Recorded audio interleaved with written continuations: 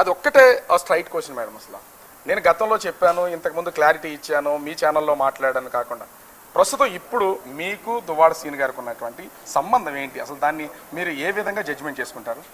క్లియర్గా చెప్పాను కదా, లివింగ్ టుగెదర్ అని. అంతా ప్రెస్ మీట్ పెట్టి అందరూ అడల్టరీ అది తప్పుగా అన్ని పదాలు చెప్పినప్పుడు ఇంకా క్లారిటీ ఏముంటుందండి? We are in living together relationship. కానీ అప్పుడు మీ ఫ్యామిలీకి సంబంధించి కానీ, మీ ఫ్యామిలీ మెంబర్స్లో కానీ, మీ కుటుంబ సభ్యులకు కానీ వీళ్ళందరూ మీ గురించి తప్పుగా మాట్లాడుకుంటారు, లేకపోతే సొసైటీలో నా గురించి ఎలా మాట్లాడుకుంటారు, భయం ఎక్కడ అనిపించట్లేదు మీకు? సొసైటీ గురించి తప్పుగా మాట్లాడుతున్నాను, తప్పుడు పనులు చేస్తే సొసైటీ ఏమనుకుంటుందో అని ఆలోచించాలి. నేను తప్పుడు పనులు నేనేం చేయట్లేదు. నేను తన ఒక మంచి వ్యక్తిత్వం, మంచి మనసు కలిగిన వ్యక్తి. తన కష్టాలు ఉన్నప్పుడు తన పక్కన నేను ఉండాల్సి వచ్చింది. తర్వాత పరిస్థితులు అనుకూలించకో ఏంటో ఏమో జరిగి అలా జరగడం జరిగింది. కాబట్టి నేను ఎప్పుడు తప్పు చేస్తున్నాను ఫీలింగ్ నాకు లేదు. తప్పు చేస్తున్నాను ఫీలింగ్ ఉంటే అలా. దువ్వాడ శ్రీనివాస్ గారు కష్టాలంటే మీరు అసలు ఏ విధమైన కష్టాలు చూసారు? ఆయనకి ఒక ఎమ్మెల్సీ, రాజకీయ నాయకుడిగా మంచి పలుకుబడి ఉన్నటువంటి వ్యక్తి, ఎక్కడ ఎవరికి తలొగ్గరు. ఇక్కడ టీడీపీలో ఉన్నటువంటి అచ్చెన్నాయుడు లాంటి వ్యక్తినే ఢీకొనడానికి ముందుకెళ్ళినటువంటి వ్యక్తి. అతనికి ఏం కష్టాలు వచ్చాయి, మీరేం కష్టాలు తీర్చారు అసలు? అలాంటి ఒక ఫెరోషియస్ లీడర్ అంటే మీరు అన్న టెక్కలంటే దువ్వాడ శ్రీను పేరు వినిపిస్తుంది అని చెప్పిన వ్యక్తి ఎవరికి తెలియని ఇంకో చీకటి కోణం అతని లైఫ్లో ఉంది. అది దువ్వాడ వాణి. ఆ దువ్వాడ వాణి అనే చీకటి కోణంకి పాపం 30 సంవత్సరాల నుంచి బలైపోయి నిద్ర, తిండి, మెంటల్ హ్యాపీనెస్, ఒక మెంటల్ పీస్ తన లైఫ్లో ఇవేవి లేక కరువై చాలా ఒక అనాథ లైఫ్. అంటే బయటకు వస్తే ఏదో ఇంట్లో బయట పులి ఇంట్లో పిల్లి అన్నట్టు, బయటకు వస్తే ఒక ఫెరోషియస్ లీడర్, ఒక సింహంలా గర్జించి ఎవరి మీదైనా పడిపోతారు. కానీ ఇంటికి వెళ్ళిన తర్వాత పాపం అతని లైఫ్లో హ్యాపీనెస్ అనేది లేదు.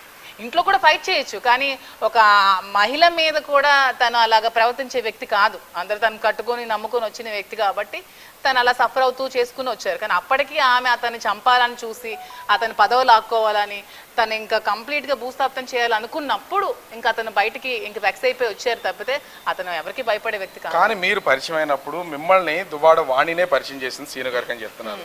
అంటే అప్పటికి సీను గారికి పరిచయం చేసిందని నేను వాణి మహిళా అధ్యక్షురాలుగా నీ అవసరం మాకుంది, రాజకీయంలో రమ్మని పిలిచింది. పరిచయం చేయడానికి పరిచయం అవసరం అనిపించే వ్యక్తులు ఫ్యామిలీ మాది కాదండి. ఉన్నతమైన కుటుంబం. దివల్ గవరయ్య గారు అంటే ఒక పెద్ద కుటుంబం నుంచి వచ్చిన వ్యక్తి. దివల్ గవరయ్య అంటే ఆల్మోస్ట్ అందరికీ టెక్కల్లో తెలుసు. జిల్లాకి మొదటి లాయరు దివల్ గవరయ్య గారు, శ్రీకాకుళం డిస్ట్రిక్ట్కి ఫస్ట్ లాయరు దివల్ గవరయ్య గారు. అలాంటి వ్యక్తికి ఉన్న ఫ్యామిలీకి పరిచయాలు అవసరం లేదు పెద్దగా. మాకెవరు పరిచయం చేయాల్సిన అవసరం లేదు. రాజకీయాల్లో మా అవసరం ఉందని నన్ను బతిమాలి పిలిచిన వ్యక్తి వాణి. వచ్చిన తర్వాత మేము రాజకీయంగా ట్రావెల్ చేయడం జరిగింది, రాజకీయంగా పనిచేయడం జరిగింది.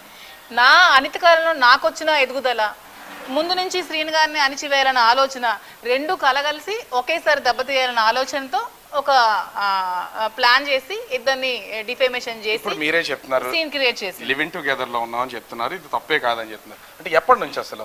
అంటే ఈ ఉదంతం బయటపడినప్పటి నుంచి, లేకపోతే నిజంగానే 2 years నుంచి కంటిన్యూ చేస్తున్నారా? 2 years నుంచి ఉన్నారు. 2 years నుంచి ఉన్నామండి. కానీ 2 years నుంచి ఉన్నా ఎందుకు మీ మీద ఇప్పటి వరకు అటు దువ్వాడ వాణి ఒక్కసారి కూడా దీన్ని బయట పెట్టడం కానీ మాట్లాడడం కానీ చేయలేదు? ఇప్పుడే ఎందుకు చేస్తున్నారు? ఎందుకంటే 2 years ముందే దీనికి వదిలేసిందండి, హస్బెండ్కి వదిలేసింది. 2 years ముందు నుంచే వదిలేసి తను మంచిగా ఒక హౌస్లో ఒక ప్యాలెస్ లాంటి ఇంట్లో ఉంటూ ఇతన్ని రోడ్ మీద పట్టడం జరిగింది. అలాంటి టైంలో ఇతని అభిమానిగా, మేము ఇతని ఫాలోవర్స్గా, ఇతనికి లక్షల మంది అభిమానులు ఉన్నారు. ఆ అభిమానులు నేను ఒక అభిమానిగా నేను తన పక్క నుండి సపోర్ట్ చేస్తూ ఈ హౌస్ కన్స్ట్రక్షన్ చేసుకుని ఉండడం జరిగింది. ఇప్పుడు మాకు అధికారం లేదు కాబట్టి మమ్మల్ని ఏదైనా ఇప్పుడు ఈజీగా చేయాలన్న ఆలోచన కలిగి ఇప్పుడు మళ్ళీ మా దగ్గరికి వచ్చి ఇలా అటాక్ చేసి ట్రెస్ పాస్ చేసి మళ్ళీ మమ్మల్ని చంపాలని, మళ్ళీ ఇల్లు కబ్జా చేయాలని, ఇల్లు లాక్కోవాలని ఇలాంటి కుట్రలన్నీ పండింది. కొన్ని పొంతం లేని వ్యాఖ్యలు వినపడుతున్నాయి అటు దువ్వాడ వాణి దగ్గర నుంచి కానీ, కుటుంబ సభ్యుల నుంచి కానీ. కేవలం మాదిరి మాకు సంబంధించినటువంటి ఆస్తులను కాజేయడం కోసం ఇదంతా సీనుతో కలిసి ఆడుతున్నటువంటి ఒక డ్రామా. సంబంధించిన ఆస్తులు కాజేయడానికి దువ్వాడ శ్రీనివాస్ ఆస్తులు అంటే ఏమీ లేవు. అతనికి ఉన్నది వెంకటేశ్వర కాలనీలో ఒక ఇల్లు. ఆ ఇల్లు ఆల్రెడీ వానికి ఇచ్చేశారు. పర్లాకిమిడిలో ఏదో ఒక చిన్న ప్రాపర్టీ, ఆ ప్రాపర్టీ కూడా ఆవిడకి రిజిస్ట్రేషన్ చేశారు. ఏమీ లేక ఉన్నప్పుడు నేను అప్పిచ్చి నిలబెట్టిన ఆస్తి ఇది. సో ఎవరు ఆస్తి లాక్కోవాల్సినంత అవసరం మాకు లేదు. మేము ఆస్తులు కలిగిన వ్యక్తులు. నాకు శ్రీకాకుళంలో ఆస్తులు ఉన్నాయి, నాకు వైజాగ్లో ఆస్తులు ఉన్నాయి, నాకు టెక్కల్లో ఆస్తులు ఉన్నాయి, నాకు ఒక టెక్కల్లో పెట్రోల్ బంక్ ఉంది, నాకు వైజాగ్ స్కై పార్క్లో ఒక 2 crores ఒక మంచి గేటెడ్ కమ్యూనిటీలో ఒక మంచి ఫ్లాట్ ఉంది. శ్రీకాకుళంలో ఒక 3 floor బిల్డింగ్స్ నాకు ఉన్నాయి. మా ఫాదర్ రియల్ ఎస్టేట్, మా ఫాదర్ వాళ్ళ ఫాదర్ ల్యాండ్ లార్డు, మా గవరయ్య గారు ల్యాండ్ లార్డు. మాకు బేసికల్ గా నేను గోల్డెన్ స్పూన్, మా చిన్నప్పటి నుంచి నేను గోల్డెన్ స్పూన్ అమ్మాయిని. మాకు ఎవరు ఆస్తులు, శ్రీను గారికి అంటూ ఆస్తులు ఏమీ లేవండి. అంటే ఇన్ని చూసిన మిమ్మల్ని రాజకీయంగా కానీ ఫైనాన్షియల్ గా కానీ వాడుకోవచ్చు అనే ఉద్దేశంతోనే వాణి గారు మిమ్మల్ని ఎంటర్ చేశారనుకో. నన్ను వాడుకోవచ్చు అనే ఉద్దేశంతో వాణి గారు ఎంటర్ చేశారు. ఖచ్చితంగా మమ్మల్ని ఫైనాన్షియల్ గా వాడుకోవచ్చు. ఎందుకంటే నేను జాయిన్ అయిన ఫస్ట్ మొదటి రోజుల్లోనే నాతో కార్యక్రమాలన్నీ చేయించేవాళ్ళు, ఫైనాన్షియల్గా నాతో ఖర్చు పెట్టించేవాళ్ళు. స్టార్టింగ్ అప్పుడు శ్రీను గారు బర్త్డే అవన్నీ అయితే నాతోనే ఆర్గనైజ్ చేసి ఫైనాన్షియల్గా అంతా నేనే స్పెండ్ చేసి మొత్తం నేనే ఖర్చు పెట్టడం జరిగింది. కార్యకర్తలు అందరికీ కూడా తెలుసు. ఫైనాన్షియల్గా వాడుకుందాం అనుకున్నారు, నాకున్న ఓట్ బ్యాంకింగ్ వాడుకుందాం అనుకుంది, అన్నీ చేసి ప్లాన్ చేసి.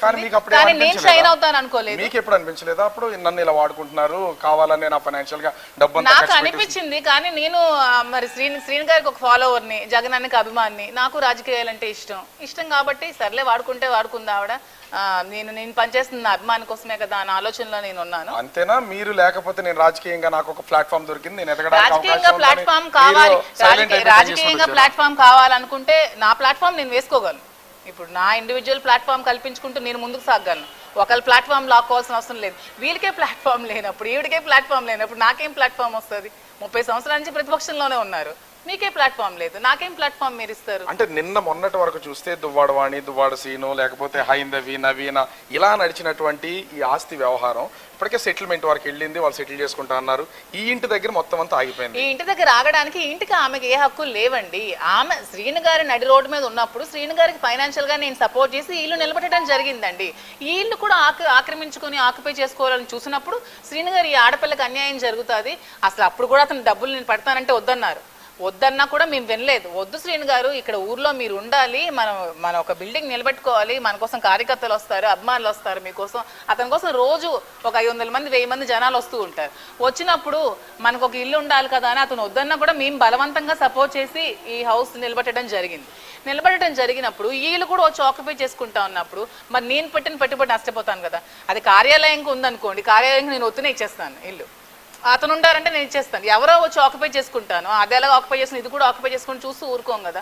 అప్పుడు అడగడం జరిగింది నేను శ్రీను గారు. సో నిన్న మొన్నటి వరకు ఆస్తులకు సంబంధించి ఏమీ లేదు, మీరు 2 కోట్ల రూపాయలు ఆయనకి ఇచ్చారు, ఆయన తీసుకున్నాడు, కన్స్ట్రక్షన్ జరుగుతుంది, రాజకీయాల్లో పోటీ చేశారు, ఇదంతా జరిగిపోయినటువంటి విషయం. ఎందుకు సడన్ గా ఇప్పుడు మీ పేరు మీద అసలు ఇది రిజిస్ట్రేషన్ చేయాలి? అదే చెప్తున్నాను కదా, ఎందుకు అసలు? అరే కార్యాలయం కోసం డబ్బులు పెట్టి కన్స్ట్రక్షన్ చేసుకుని కార్యాలయం కూడా కబ్జా చేయాలని చూసినప్పుడు రిజిస్ట్రేషన్ చేసుకున్నాను. మీ ఇద్దరి మధ్య ఉన్నటువంటి ఈ రిలేషన్ బయట పెట్టి కేవలం అలా బయట పెట్టారు కాబట్టి సూసైడ్ అనేది ఒక డ్రామా కింద క్రియేట్ చేశారు, కావాలని చేసినటువంటి సూసైడ్ డ్రామా ఏముందండి? డిప్రెషన్ లో ఆమె చేసిన హెరాస్మెంట్ కి కారులో వెళ్ళి యాక్సిడెంట్ జరిగింది. అది దాంట్లో ఏమండి ఎవడైనా చనిపోదామని డ్రామా చేస్తారు. నా కార్ సిచ్యువేషన్ మీరు చూసారా? 25 lakhs కార్ పోగొట్టుకున్నానండి. డ్రామా చేస్తే 25 లక్షలు. చాలా సెక్యూర్ గా అన్ని ప్రికాషన్స్ తీసుకునే జరిగింది. నేను బెల్ట్ పెట్టుకోలేదు, సీట్ బెల్ట్ పెట్టుకోలేదు, నేను ప్రికాషన్స్ ఇంకేం తీసుకుంటాను. అంటే ఒక ఆడియో లీక్ అయింది. అసలు ఈ ఆడియో నేను ఒకసారి వినిపిస్తాను, చూడండి. స్టార్టింగ్ ఒకసారి పెట్టరా, నాకేమని పిలిచారు?